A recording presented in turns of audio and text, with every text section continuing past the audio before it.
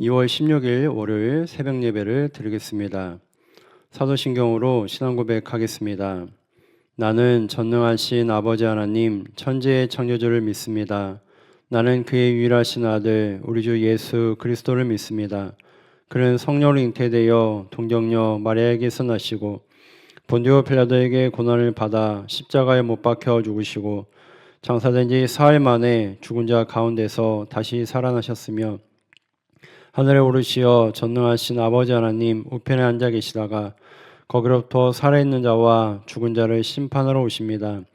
나는 성령을 믿으며 거룩한 공교회와 성도의 교제와 죄를 용서받는 것과 몸의 부활과 영생을 믿습니다. 아멘. 찬송가 28장입니다.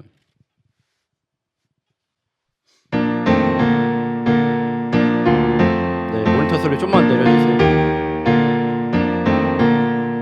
복의 근원 강림하사 찬송하게 하소서.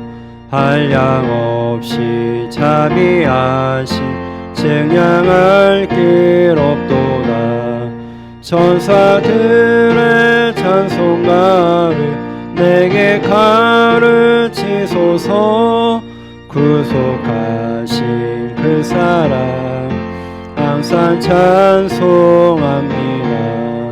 주의 크신 도움받아 이때까지 왔으니 이와 같이 천국에도 이르기를 바라네. 하나님의 품을 떠나 죄에 빠진 우리를 예수 구원하시려고 보혈을 여주셨네. 주의 귀한 은혜 받고 일생 빚진 자 되네. 주의 은혜 사슬 되사 나를 주께 매소서. 우리 마음은 연약하여 범죄하기 쉬우니 하나님이 받으시고 천국인을 지소서. 아멘.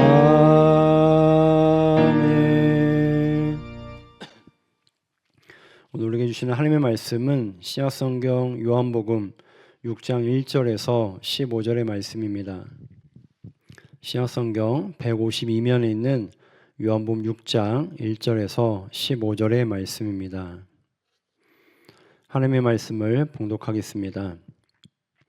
그 후에 예수께서 디베레 갈릴리 바다 건너편으로 가심에 큰 무리가 따르니 이는 병자들에게 행하시는 표적을 보았음이로라.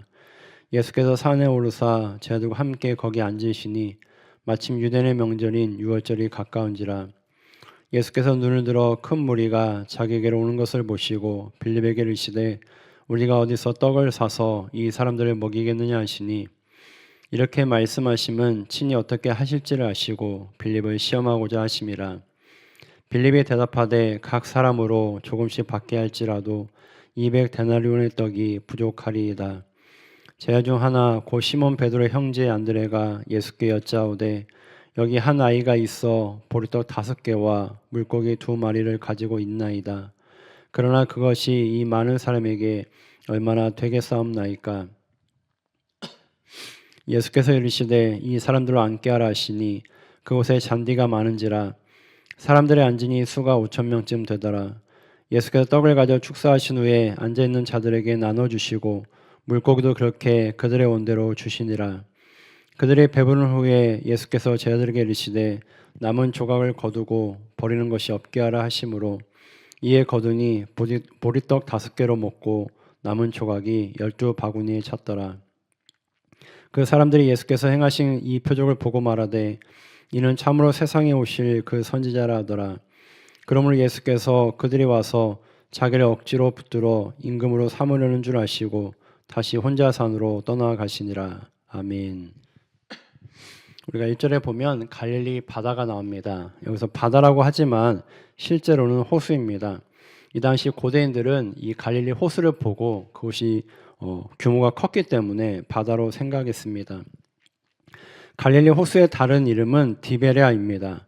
이 디베레아 호수라고도 말하는데 이 말은 다른 복음서에는 나오지 않고 요한복음에만 나옵니다. 그리고 디베레아라는 곳은 갈릴리 서쪽에 있는 도시였습니다. 그래서 디베레아라고 했을 때 갈릴리 서쪽에 있는 도시를 의미하기도 하고 또 디베레아 호수라고 했을 때 그것이 갈릴리 호수를 의미하기도 합니다. 오늘 말씀에 보니까 병자들이 많이 고침을 받았습니다. 그리고 이 병자들과 그들의 가족들이 예수님을 따라다니는 것을 보게 됩니다. 2절에서는 그 사람들을 큰 무리라고 이렇게 말씀하고 있습니다. 5절에서 9절의 말씀입니다. 예수께서 눈을 들어 큰 무리가 자기를 오는 것을 보시고 빌립에게 이르시되 우리가 어디서 떡을 사서 이 사람들을 먹이겠느냐 하시니 이렇게 말씀하심은 친히 어떻게 하실지를 아시고 빌립을 시험하고자 하심이라. 빌립이 대답하되 각 사람으로 조금씩 받게 할지라도 200데나리온 떡이 부족하리이다. 제자 중 하나 곧 시몬 베드로의 형제 안드레가 예수께 여짜오되 여기 한 아이가 있어 보리떡 5개와 물고기 2마리를 가지고 있나이다. 그러나 그것이 이 많은 사람에게 얼마나 되겠사옵나이까. 아멘. 예수님께서 말씀을 전하시고 또 집회를 하시는데 아마도 점심시간쯤 된 것 같습니다. 예수님께서 큰 무리를 보시면서 그들을 불쌍히 여기셨습니다. 여기 빌립에게 예수님 말씀하셨습니다. 이 사람들을 먹여야 하겠는데 어떻게 해야겠느냐 이렇게 물으셨습니다. 그때 빌립이 200데나리온을 얘기하고 있습니다. 이 당시 1데나리온은 노동자의 하루 일당이었습니다.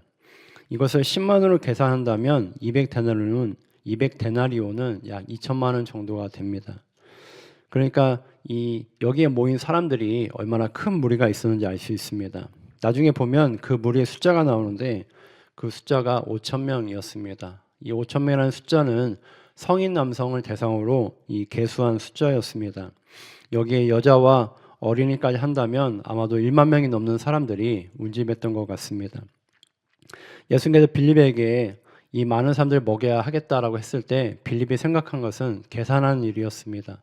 여기에 수많은 사람들이 있는데 그들을 먹이기 위해서는 200데나리온 노동자 하루 일당이니까 이 200일 그러니까 아까 설명했듯이 약 2천만 원 이상의 돈이 있어야 그들을 먹일 수 있었습니다. 그래서 빌립이 이렇게 계산한 것은 그것이 불가능하다는 것이었습니다. 다음에는 안드레가 나옵니다. 이 안드레는 어떤 한 아이가 드린 오병이어를 가지고 예수님께 나왔습니다. 그것은 그 아이의 도시락이었을 겁니다.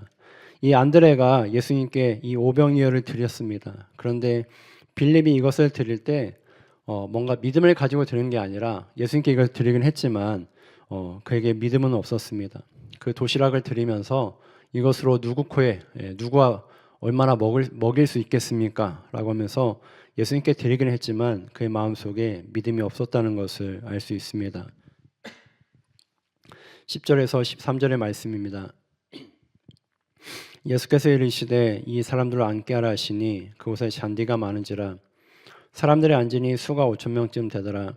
예수께서 떡을 가져 축사하신 후에 앉아있는 자들에게 나눠주시고 물고기도 그렇게 그들의 원대로 주시니라.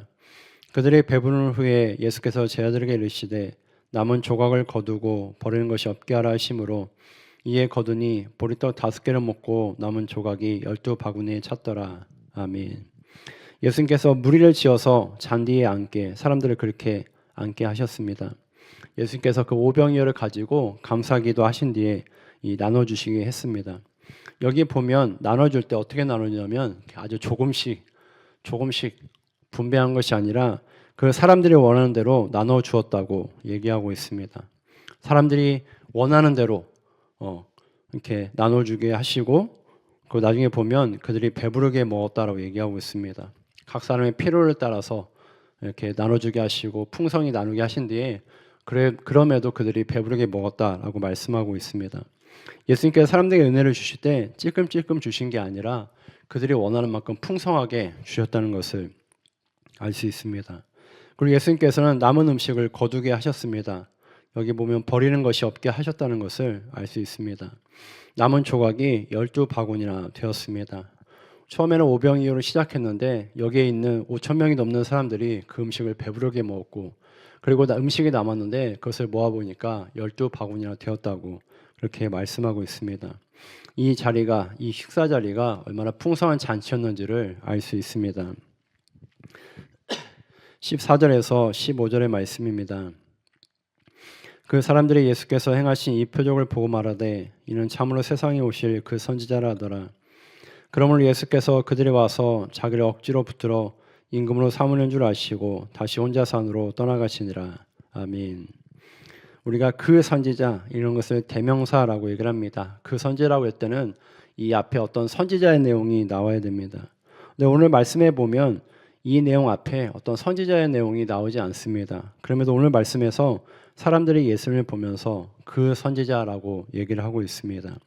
이 그 선지자는 개념은 이제 이 요한복음 6장 앞에 나오는 내용이 아니라 이 구약에서 찾을 수 있습니다.